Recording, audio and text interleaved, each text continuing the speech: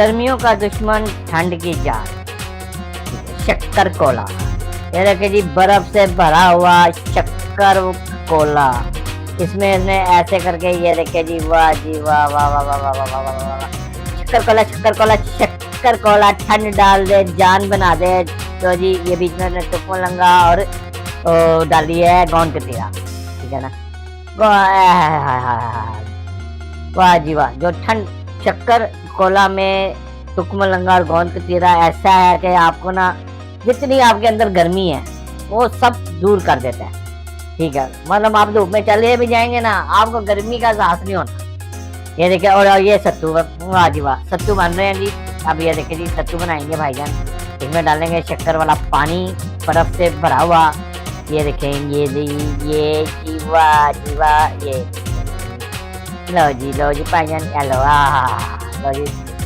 सत्तू का गिलास 50 रुपए का, शक्कर कोले का 30 रुपए का।